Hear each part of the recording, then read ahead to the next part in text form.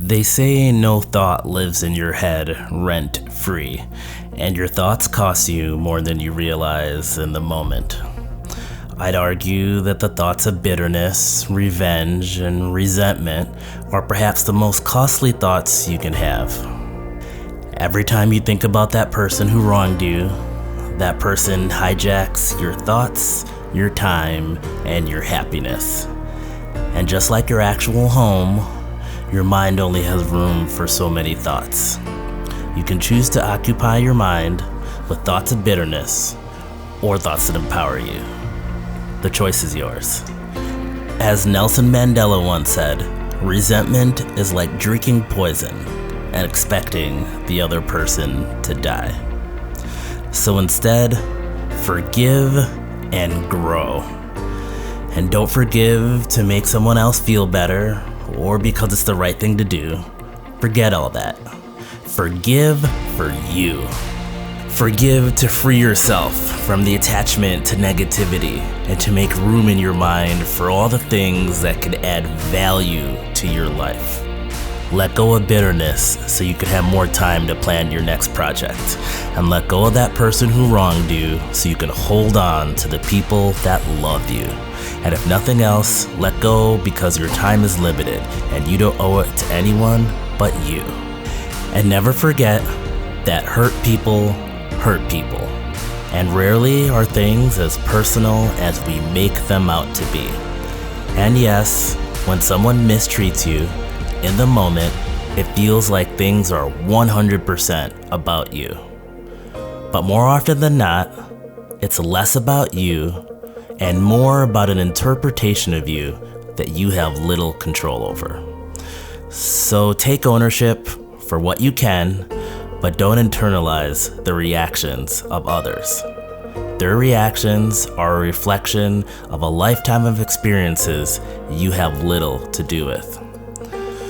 So when it comes down to it, I've realized that happiness is a constant battle of choosing which experiences to hold on to and which experiences to let go. But the key word in there is choose, and the choice is always yours. 20 years from now, you'd give anything to be this exact age, exactly this healthy, and back in this exact moment. Rich Webster. I'm a firm believer that the simplicity of right now is often overlooked and overshadowed by the ideas of tomorrow. It's often only looking back that we could appreciate the blessings of yesterday. I remember being a kid dreaming that I'd have a car and I could drive anywhere, or that I'd have enough money to buy any video game system I wanted. And looking back, those things were trivial, yes, but oh how so important those dreams once were. And here I am, living in the moment with so much of what I once wanted. But they didn't tell me that cars would come with insurance and oil changes, or that I'd have to go to work to earn money for those video games. They didn't tell me that one day I'd get excited to have 1 week off of work when I used to have all summer off as a kid. They didn't tell me that one day my knees and my back would hurt just because I got out of bed wrong in the morning. So I have to wonder, what else are they not telling me? What other secrets of life are slowly passing me by? And it seems like the quote-unquote good old days are always seemingly out of reach. But I have to wonder if they're not, and I'm just focusing on the wrong good old days. Because the good old days of today will always be yesterday, but the good old days of tomorrow are right now. So don't sell right now short. And you may not have everything that you want in life, but all that is an opportunity to experience more of everything that you do have. And that opportunity won't last forever. So while you still can, get one more hug. read one more bedtime story, and dance in the rain one more time. Because the laughter and the smiles, the ups and the downs, the good days and the bad, everything that makes up right now is life's secret gift, just asking you to do one thing. Live life now.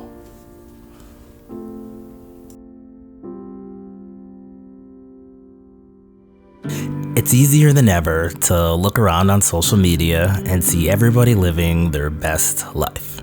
You open up your Instagram or your Facebook and there's a reminder of everything you're not. The awesome mom that seems like she has unlimited energy, the couple who just bought their dream house, or your friend who just ran their 3rd marathon. You name it, it's there. And then there's you. And we all know how fake social media can be. But despite that, I can't be the only one who lets the thoughts of "I'm not good enough" still creep in. Steve Jobs once said, "Your time is limited, so don't waste it living someone else's life." I have to remind myself of that often, and you should too. Remind yourself that the measure of success that matters most is the one that you set, not social media, not your parents, not even your significant other. For a second, just think of you. What's important to you? We spend so much time trying to figure out what the world wants us to be, we forget what we want us to be. We do things trying to earn external validation, not realizing that the thing that we thought we earned can be taken away just as easy as it's given. But here's the thing. When you do something for you, and only you, that's something that nobody can take away. Ooh, it's such a freeing feeling. It's interesting how many people want other people to love them, but they don't love themselves. And hey, it's quite possible that where you are now is not where you want to be, and that's okay. I think the real challenge is accepting yourself for who you are right now, right here, regardless of where you're at. And anybody who knows me knows I'm a big fan of self-improvement. But in the same breath, I'll say this. If you don't take a moment to celebrate what you've done so far, you're doing it all wrong. Where you want to go will always be a moving target. But how far you've come, that's yours to celebrate. Maybe you struggle with depression and today it was just hard to get out of bed. Celebrate that. Or maybe you just finished your first semester towards a degree that everybody thinks is a waste of time. Who cares? Celebrate that. It took me a long time to accept the fact that my greatest accomplishments could be completely irrelevant or even meaningless to everybody else around me. Sometimes even the people closest to me. But hey, it doesn't make what I've done any less important. As Lisa Nichols once said, when it comes to following your dreams, you may be the only person parading in your parade for a long time. But still parade, still celebrate. So I may not have the dream house with the picket fence and a perfect life. There may not be anybody I know who wants to be like me, but I want to be me, and that's all that matters. I was out in Alaska for the first time recently and was surprised that there was so much to do. I saw mountains, I saw glaciers, did some hiking, and took it all in. It really got me thinking about how vast and far-reaching the world really is. How there's so much out there. It's fascinating how we get trapped in our own little world. In our day-to-day commute, in our job, in our social circle, essentially whatever the distraction is for the day. We fall into the mindset of thinking our personal world is everything. But what is it in the grand scheme of things? What is it compared to the universe? We live on a floating rock among billions of stars while we sit here and we worry about what type of car we drive or how many likes we got on our last photo. For me, reminding myself how small I am in the world is the best way I've learned to go after things like I have nothing to lose. Because if you think about it, I really don't.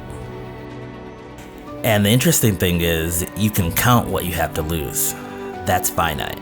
But what you have to gain, that has no limit. Being afraid to take risks is like sitting in a parked car and deciding never to start the engine because you're afraid you'll get into an accident. And yeah, that's a possibility, but so is the possibility of everything else. And that everything else can make all the difference. Your income, your relationships, your happiness, you could be operating at 5% of their full potential, robbing yourself of the full experience. In fact, I believe most of us are one decision away from greatness. And the rub is, life won't tell you what that decision is. You can only find out by trying, by taking risks.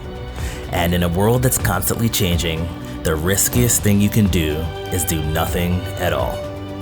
You can decide to keep on the path you're on and tell yourself it's not that bad, or you can decide it's time for a change. You can decide to use the phrase, it runs in the family, or you can decide it ran in your family until it ran into you. We're only here for a short amount of time. We only have one shot at life. We're limited by so many things already, so let's not make our mindset one of them. So decide to dream the biggest dreams you can, take a leap of faith or two, start your engines, and go.